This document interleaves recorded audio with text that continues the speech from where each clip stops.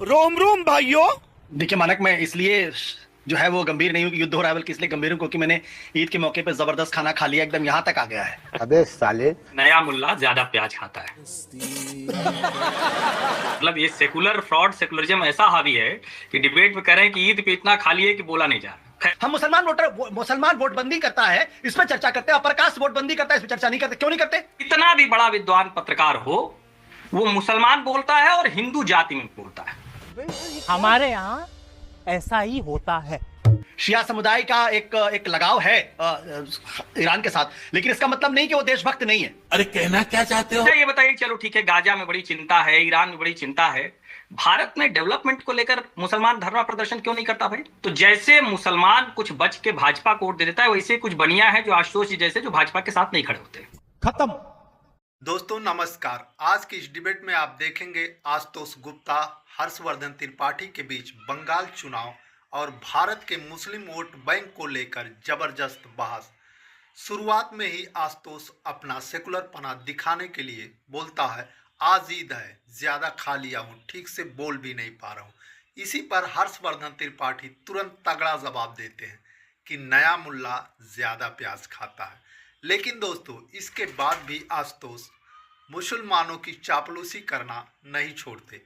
चापलूसी में तो हद ही पार कर देते हैं।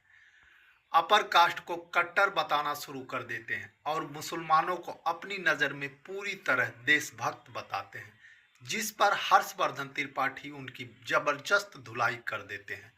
तो दोस्तों, इन्हीं सब मुद्दों पर ये बहस है।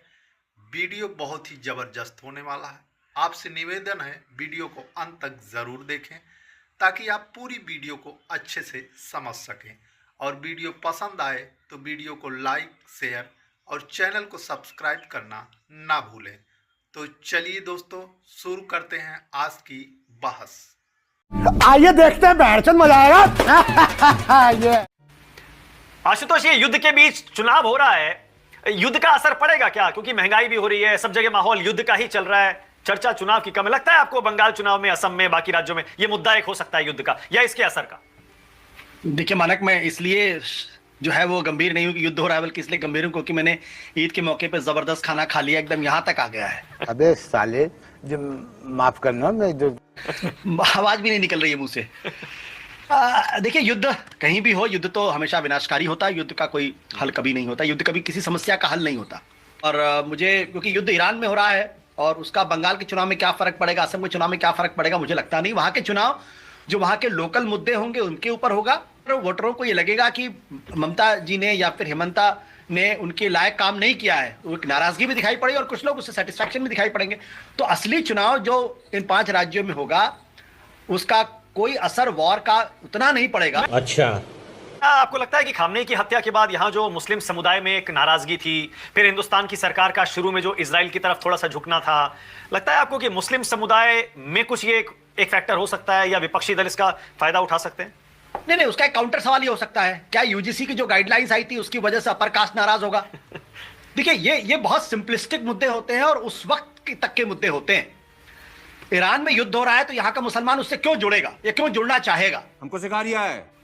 ठीक है, उसकी अपनी एक नाराजगी है। शिया समुदाय का एक लगाव है ईरान के साथ, लेकिन इसका मतलब नहीं कि वो देशभक्त नहीं है। अरे कहना क्या चाहते हो? मेरा भाई ये कहने का बिल्कुल मतलब नहीं था कि वो देशभक्त नहीं है। मैं तो ये कह रहा हूं, सड़कों पर उतरे थे, प्रदर्शन कर रहे थे, तो क्या मुस्लिम समुदाय में ये फैक्टर हो सकता है क्या कि बीजेपी को वोट नहीं देना? वो तो वैसे भी नहीं देता है बीजेपी को, तो क्या कोई मुद्दा लामबंद हो सकता है क्या मुस्लिम समुदाय? किसी तरीके का कोई मुद्दा नहीं होगा। भारतीय जनता पार्टी का जो शासन है, भारतीय जनता पार्टी के प्रति उनका जो रवैया है, वो ईरान युद्ध ना भी होता तो भी वैसा ही होता, ईरान युद्ध है तो भी उसका वैसे ही होगा, उसमें कोई फर्क आने वाला नहीं है। ओके, बात तो सही है। भारतीय जनता पार्टी ने कभी इस बात को छुपाया भी नहीं है कि उनको मुस्लिम वोटरों की जरूरत नहीं है। मेरा तो साफ तौर पर कहना है कि हिंदुस्तान का चुनाव मुसलमान तय नहीं करता, हिंदुस्तान का चुनाव हिंदू तय करता है, चाहे वो असम हो चाहे बंगाल हो। अगर हिंदू अगर वोट नहीं देगा तो कौन सी सेकुलर पार्टी चुनाव जीत जाएगी? क्या मुसलमान होने के आधार पर चीज? क्या ममता बनर्जी का 30% नोट लेकर आए तो क्या बंगाल में जीत सकती है वो? नहीं जीत सकती वो। उनको हिंदू वोट चाहिए। जैसे मुसलमान समाज के अपना एक वोटर प्रेफरेंसेस होते हैं, वैसे हिंदुस्तान के अपर कास्ट का एक वोटर प्रेफरेंस है, ओबीसी का एक वोटर प्रेफरेंस है, दलित का अपना वोटर प्रेफरेंस होता है। सब एक जैसा तो है नहीं। अब अगर लोकसभा के चुनाव में बीजेपी से ज्यादा समाजवादी पार्टी की सीटें आई तो ओबीसी वोटर ने दिया ना उनको वोट। भाई बीजेपी को तो अपर कास्ट भर भर के वोट देता, 80% ज्यादा वोट देता है। हम इस पे चर्चा ही नहीं करते। हम मुसलमान वोटबंदी करता है इस पे चर्चा करते हैं, अपर कास्ट वोटबंदी करता है इस पे चर्चा नहीं करते। क्यों नहीं करते? जो आंकड़े हैं वो जीवित आंकड़े तो साफ तौर पर कहते हैं कि अपर कास्ट आज की तारीख में जितना संभव होता है वो भारतीय जनता पार्टी को वोट करता है, उनका वोटर है। जो उत्तर प्रदेश का जो ओबीसी है, दलित है, वो आज की तारीख में उसका प्रेफरेंस कहीं ना कहीं समाजवादी पार्टी और बीएसपी होती है। ठीक है। उसका कुछ वोटरों का विभाजन बीजेपी की तरफ जाता है।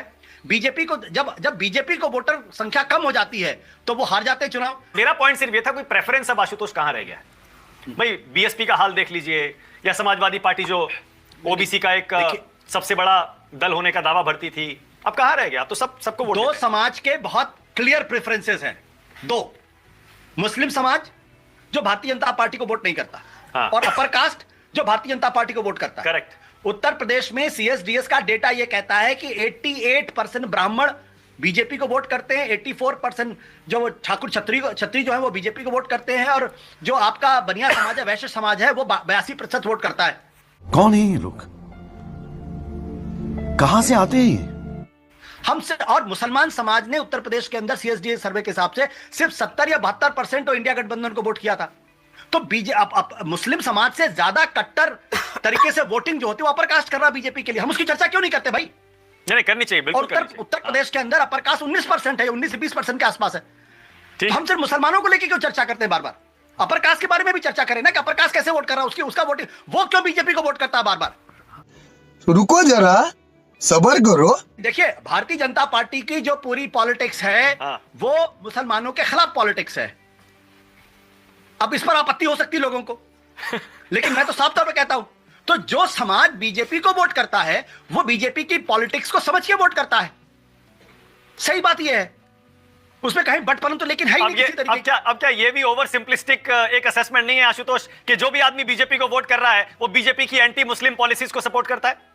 मैंने ये नहीं कहा, मैंने कहा वो बीजेपी के इस पॉलिटिक्स को समझते हुए वोट करता है। अभी बता है भाई, अभी बता है।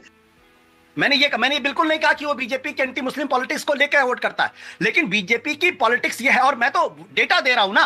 मैं ये बिल्कुल नहीं कह रहा हूं कि हिंदुस्तान का अपर कास्ट कट्टर है। आपने कट्टर शब्द का इस्तेमाल किया अभी। मैंने ये कहा कि भारतीय जनता पार्टी का जो वोटर है, जो अपर कास्ट वोटर है, वो भारतीय जनता पार्टी की पॉलिटिक्स को समझकर वोट करता है। आपने कट्टर शब्द का इस्तेमाल किया। नहीं, इसलिए मैंने इसका आपके दर्शक इसका गलत अर्थ निकाल सकते हैं, इसलिए मैंने क्लैरिफिकेशन देने की कोशिश की है। आप कहाँ के ज्ञानी बाबा? मैं अपर कास्ट को बिल्कुल कट्टरपंथी नहीं कह रहा, बिल्कुल नहीं कह रहा। हर्षवर्धन जी बोलिए पंडित जी। हर जी ने अपने तर्कों के बाण निकाल लिए। बोलिए। नहीं, कहां से शुरू करूं? सबसे पहले तो ये कि नया मुल्ला ज्यादा प्याज खाता है। मतलब ये सेकुलर फ्रॉड, सेकुलरिज्म ऐसा हावी है कि डिबेट में कह रहे हैं कि ईद पे इतना खा लिए कि बोला नहीं जा रहा। खैर अच्छा है, ये वो चाहते हैं, उनकी वही छवि चाहते हैं, वो अच्छा है, आजकल ये चल रहा है। दूसरा ये है कि कितना सुंदर तरीके से उन्होंने बोला और मुझे तो बड़ा अच्छा लगा। उन्होंने कहा कि ब्राह्मण इतना, ठाकुर इतना, बनिया इतना, सब उन्होंने बता दिया। तो जैसे मुसलमान कुछ बच के भाजपा को वोट दे देता है, वैसे कुछ बनिया है जो आशुतोष जी जैसे, जो भाजपा के साथ नहीं खड़े होते। अरे बाप रे, ये तो धोती खोल रहा है। क्योंकि जाति की बात कर रहे हैं तो मैं कर रहा हूं, नहीं तो मुझे अच्छा नहीं लगता। हमारे वरिष्ठ हैं, जाति की बात करूं उनकी बिल्कुल अच्छा नहीं लगता मुझे। लेकिन चूंकि उन्होंने ब्राह्मण, ठाकुर, बनिया इनका नाम ले लेके कहा, अब भारतीय जनता पार्टी को देश में क्या पिछड़ों का मत नहीं मिलता है? भाजपा तो हिंदू बात करती है ना, लेकिन आशुतोष जी ने कितने सुंदर तरीके से कहा, और गलती से उनसे कट्टर वाला निकल गया, आपने पकड़ लिया, तो उन्होंने कहा अरे मैसेज ना गलत चला जाए, तो अपनी छवि का ख्याल आ गया। राजनेताओं से अधिक अभी आशुतोष जी अपनी छवि का ख्याल, खैर पहले राजनेता रहे हैं तो मैं तो कहता हूँ राजनीति जाती नहीं है, हमारी तो शुभकामनाएं भी आगे के लिए भी। लेकिन मूल बात क्या है, कितना भी बड़ा विद्वान पत्रकार हो, वो मुसलमान बोलता है और हिंदू जाति में बोलता है। हमारे यहाँ ऐसा ही होता है, कभी वो मुसलमानों में जाति में नहीं बोलता। मैंने आज तक टीवी डिबेट में नहीं देखा, जैसे ही आता है वो कहता है मुसलमान, फिर कहता है ब्राह्मण, ठाकुर, बनिया, अगड़ा, पिछड़ा, दलित। ये क्या है भाई? और आप सोचिए ना, आप लोग ये बोलते बोलते इतना आपने बता दिया कि जो दर्शक है, जो मतदाता है, जो अलग अलग समाज के लोग, सब समझ गए हैं, अब ये वाला चलता नहीं है। और फिर आप कहते हैं आप लोग दूसरी डिबेट लेकर आएंगे कि मुसलमान को पिछड़े में क्यों नहीं शामिल कर रहे हो भाई? वहां भी तो पिछड़े लोग हैं, कितने गरीब लोग हैं, दोनों कैसे चलेगा भाई? और क्या बात है सर, क्या बात है सर। और ये स्थिति तभी उत्पन्न होती है जब नया मुल्ला ज्यादा प्याज खाता है। जब वो डेटा की बात कह के डेटा छोड़ सबकी बात करता है। और तो फिर मैं आपसे पश्चिम डायरेक्ट बंगाल पूछ का लेता चुनाव, हूं, मैं आपसे डायरेक्ट पूछ लेता हूं फिर जी, क्या मुस्लिम ईरान वाले युद्ध को सोचकर समझकर हिंदुस्तान के 5 राज्यों के चुनाव में वोट करेगा? क्या प्रभावित होगा उससे? क्या नहीं, यहां मैं आशुतोष जी से सहमत हूं। वो पहले से ही वैसे ही वोट करता है। ईरान वरान युद्ध से उसको नहीं, वो तय करके बैठा हुआ है।